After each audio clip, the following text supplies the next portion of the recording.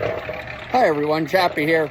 Getting started on our wax dirt for the season. Figured I would show the process which I use every year.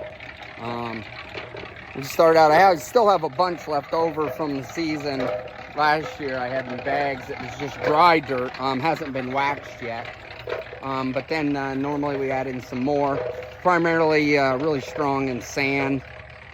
Maybe a little bit of loam in it or clay, but it's primarily real sandy soil I like to use. And it gets thrown out here and dried in the sun. And then from there, we'll take it and just scoop her up, throw it onto here. This is just to make sure our last sifting process, we get rid of a few more rocks. Once we're done from there, we'll put it in the bucket. I use usually about 5 gallons. That'll come over and go in the mixer. Once it gets to the mixer, I throw it in there. I let it warm up for a few minutes.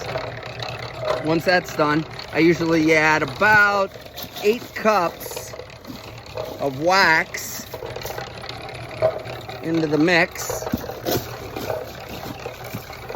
for about 5 gallons.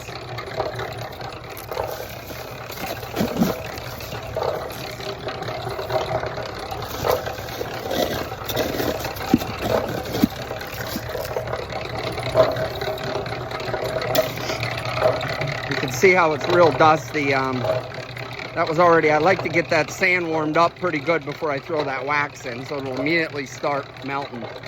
As you see, as it's melting down, you know it's hot enough, your dust will start disappearing, and it'll just start turning into a wet looking dirt as it's melting. And then that dust, as you can see, completely leaves. From there, it'll get tipped out, comes into this, and then I throw it down on this tarp for the cooling process. The cooling process is important.